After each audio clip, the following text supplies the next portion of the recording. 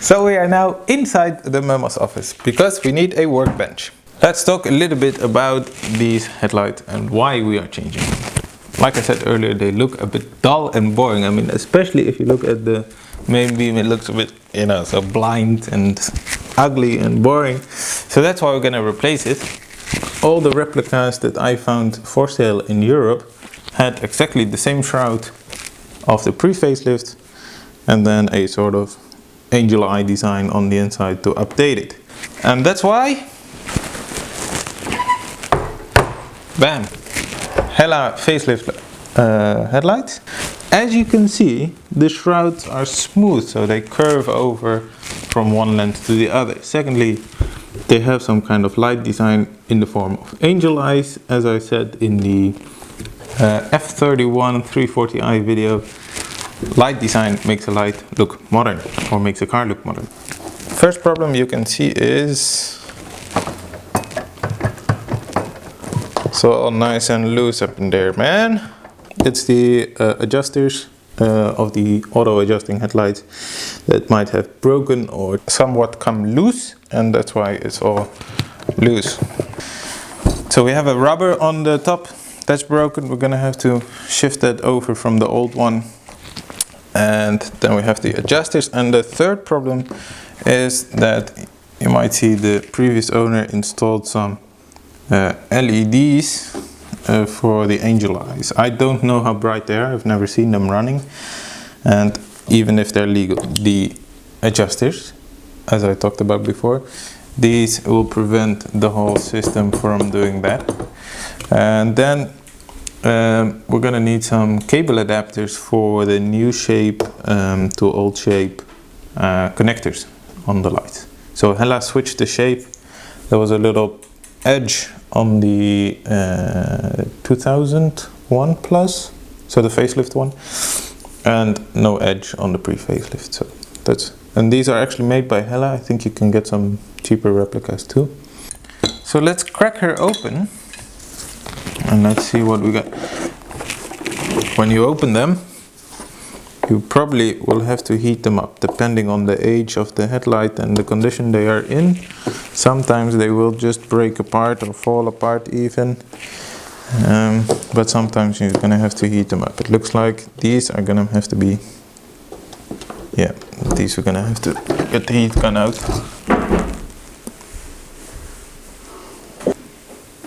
That's a great fit right there, laddie. これからみんなでめちゃくちゃ踊って騒ごう騒ごう Hit banger. Hit me.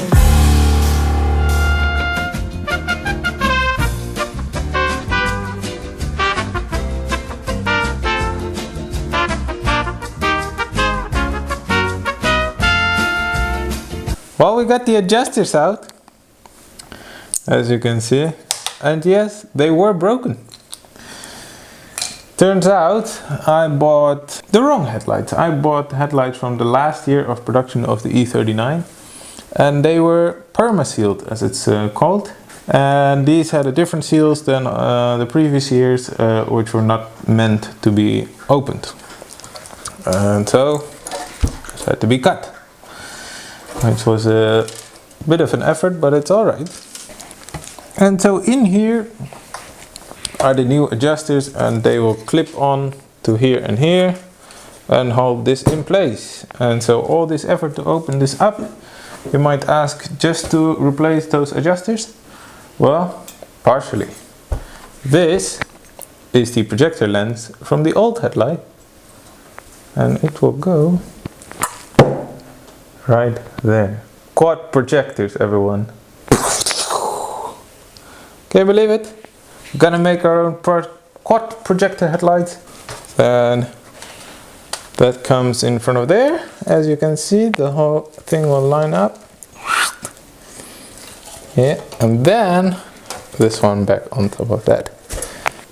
But now that we've got it all apart, it's a great opportunity to give this one a bit of a polish, because like all old cars, it's got a bit dull and faded. So let's do that now. Next step, a flexible sanding block. You need it to be flexible because it's a very curved area and you don't want to make flat spots in the curves. Then your sanding papers. I've got here a 600 through to 2000, so with the steps in between. Then you're gonna need your, this is a very empty bottle of soapy water. Let's fill it up a bit. And you're gonna spray this down. And you're gonna start sanding.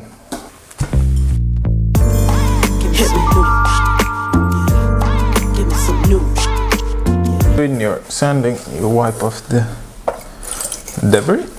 So there are 3 reasons why your lens cover could look dull. Number 1 is sun fade. Here in the northwest Europe, not really a big deal, big problem. The second reason is getting pits on from driving, usually at a high speed on the autobahn, for example. And the third being, if you use a windscreen wash or a headlight wash that has alcohol in it, and that can really damage actually the plastic. Luckily this one is just pitted, and with sun fade it's equally easy to repair, because with this sanding we're taking off the very top layer of the coating that's on the plastic, and then we're gonna polish it down to a high shine again. So for each step, spray it down again. And just like with the bodywork, you want to use a sanding block, because if you use the sandpaper just with your hands, what you get is that if you hold the sanding paper, you're just holding it with your fingers, and then once you're sanding, you will see these lines from your fingers, because they are the pressure points, and we want a smooth and equal finish, so that's why we're using the block. Again, not too much pressure. You're not trying to alter the shape or anything, you're just trying to take off the very top layer. So when you get to the last step, really put on a lot of soapy water and only very light pressure. The grit is so fine at this point that you're really almost polishing it, and you don't want to introduce any new scratches or something like that. That's actually the main reason to use wet sanding instead of dry sanding. It's just more lubricated and it prevents anything from getting scratched. Simply wipe that off before the polish, because you don't want it to end up in your polishing pad. Clean it up real good. So, next up, polishing. We're going to use a selection of pads for polishing and compounding and buffing, and we're going to do it by hand. Then create some kind of surface where you can see that it's completely dust and dirt free to put your pads on when you're not using them, because getting something in the pad and then scratching it over brings you back to square one. Shake up your compound and just not too much, something like that.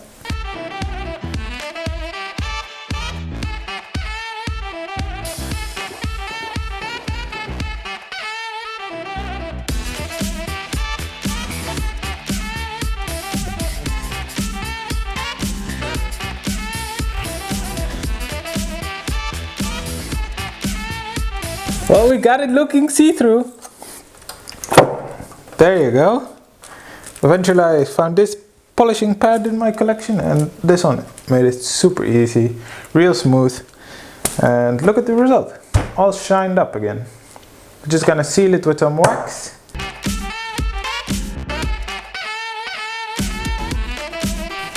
I also did a quick polish of the inside, but I didn't sand it. Alsjeblieft. Amazing? Yes, please. And in the meantime I did some other work, namely making the bracket for the xenon, how is it called in English? Vorschaltgerät. Ballast. So in the meantime, I got the bracket for the xenon ballast mounted. The lights already came provided with a point to screw in the bracket. However, that did not fit with the pre-facelift bracket, so I cut off the one from the old light and put that on with the 2K epoxy too. And then I prototyped the shroud for the projector, and we'll make a new one out of the epoxy. A little bit nicer version. This prototype looks a little bit rough around the edges. And then at the same time I noticed that the little cover here around the dipped beam projector was a little bit scratched up on the chrome. So made that painted that in a matte black finish, and not only will that make it look a little bit more evil, but it will also make this side stand out more, which is with the new projector. The best way to make a projector fit into a reflector that was not made to hold it is to bend the mounting point a little bit, the little legs here, and drill the holes, not whatever I said there, and drill the holes into the reflector. Now the holes are so small that they will not weaken the structure, but they will hold the projector in place nicely. So another tip I have is, when you have the bolts, put some rings on it to not destroy the reflector from the back, and when you're just mocking up, use some bolts that you can easily take off, and for the final mounting you use the bolts that have this little rubber ring in it, and that will prevent it from being shaken loose. Excellent, so let's mount it up. Take your rubber ring, right? The rubber goes to the outside, as you all know.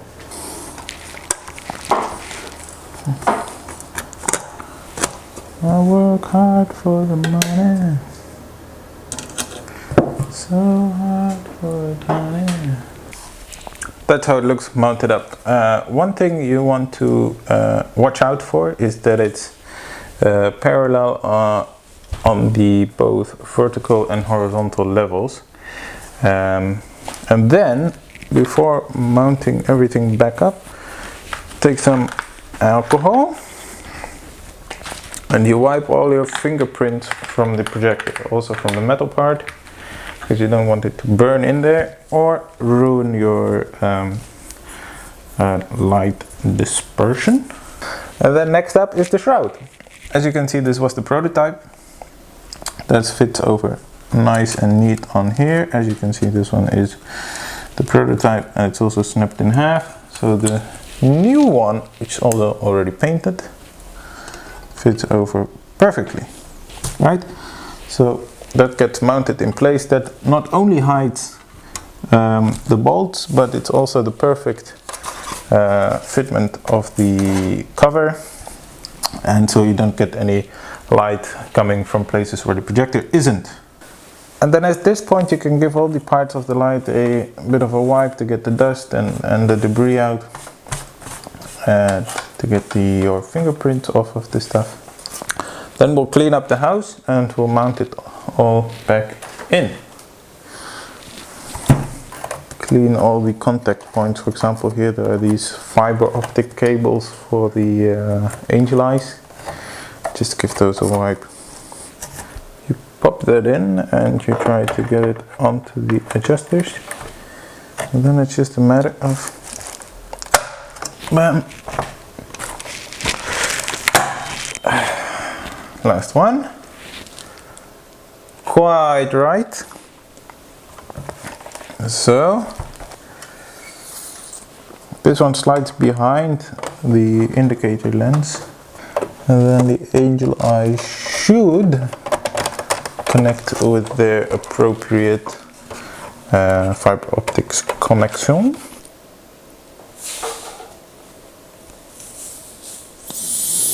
So we are now on to our fourth projector shroud. It's black again, with the aspen silver in there, the purple silver, it didn't really look right. So, and it was actually a bit too small. So I'm just gonna pop it on. It's actually, I already put some high temperature resistant composite on there to mount it. Pop it on like so. Beautiful job. Right? And then we'll pop the cover back on.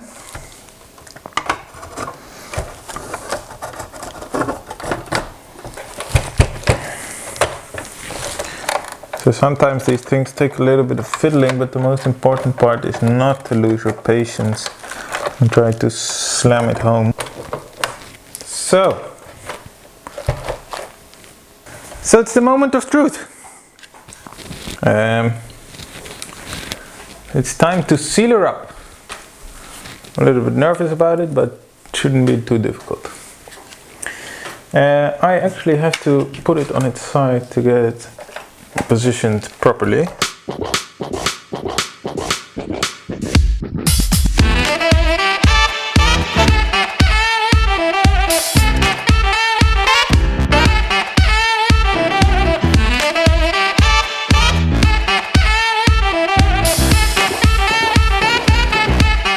Final wipe on the inside. Remember, after this, can't wipe it again.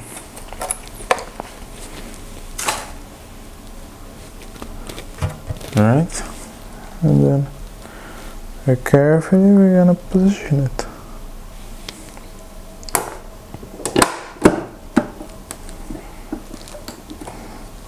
Wow.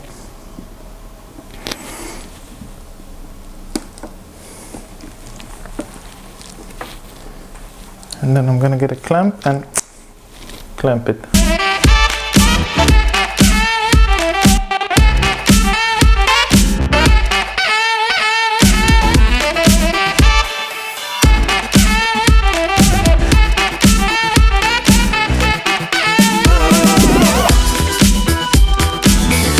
So this doesn't need to be overly tight.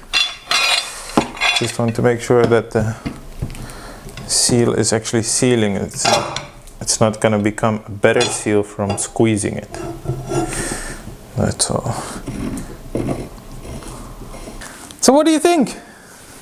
All back together. And as you can see, we've got a quad projector mod now going on here.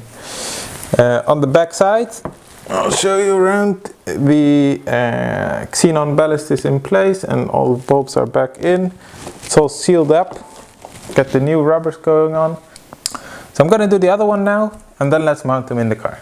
So as I said in the previous episode about the body and the bumpers, it's best to fit everything before you paint the bumpers. We're gonna replace these lights, and if I'm gonna scratch them whilst I've just spent all my money and my effort painting these, I would cry for days. So we're gonna keep that for the end and put the lights in first. Wow, what's that?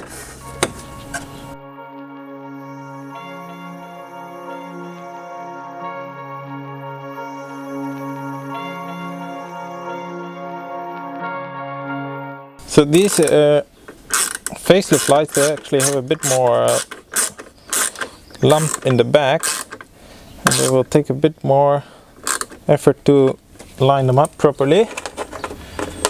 But once you do, simply tighten them up and then stand back and be amazed. What a difference, huh? Man, it looks so cool in my opinion. I really like the touch of the little projector there, and I think it just took this car 2 generations into the future. Not even 1, but 2. Actually, if you're talking BMW headlights, it is 2 generations, because the E60 5 Series still had the regular reflector main beam, and then only the F10 got 2 projectors. So now we are 2 generations in the future.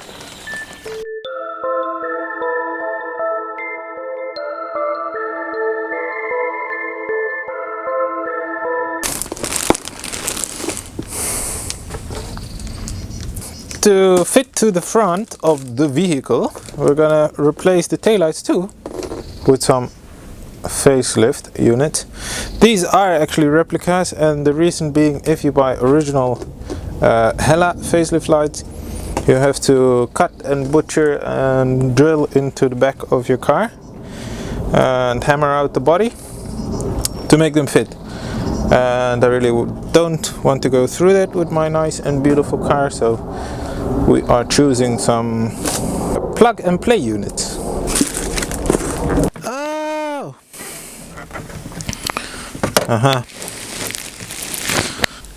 So the nice things about these units is that this whole back plate with bulbs is going straight in there. You don't need to adjust or modify anything.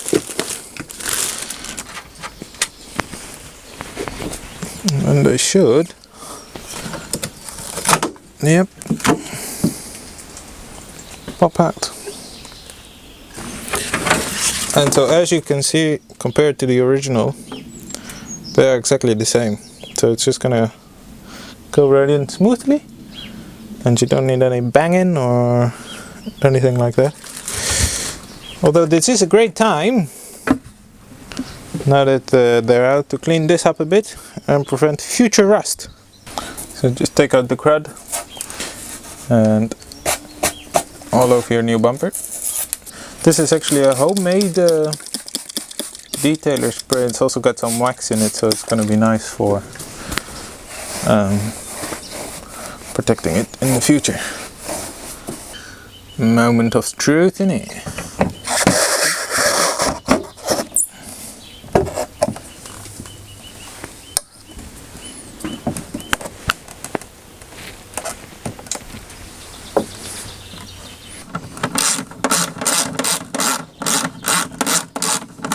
So they do look a bit plasticky compared to the originals, but yeah, I don't have to hammer the body, which is something I'm really happy about. Makes it look a lot more up to date, and something we discussed already in the F30 video. It also has a really nice design LED tail lights, is that they have this light design. So I'm going to turn the lights on now and then we'll have a look at that. So now that we're at the back, we're going to replace something else, which is these yellowish license plate lights. And the reason we're doing that is to further update and facelift the appearance of the car. Now, usually I wouldn't recommend installing some LEDs, especially when they're this very bluish color, but this makes such a nice difference to the car that we're going to try it and then see how it looks. Pop this one out. That's always high.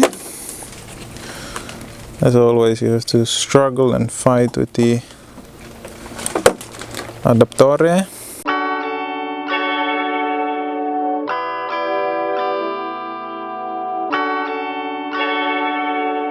And voila! LED license plate lights are in and we are good to go. So to complete the lighting facelift of this particular motor vehicle, we're also going to replace this to match the white or the clear front and rear indicators that we have now put in. As always, use something plastic when you're working on the body. If you take just a screwdriver and you start pressing it in there, you scratch the paint, and then a few months later, where do these rust bubbles come from?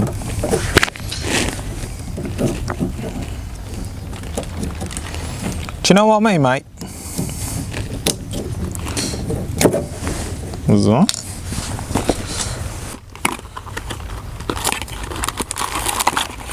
Oh. Ooh. And because we now have a clear lens, we need some orange bulbies to still make that orange indicator light go off. Et voila! Give it a wipe. Oh, just needs sorry. Bam!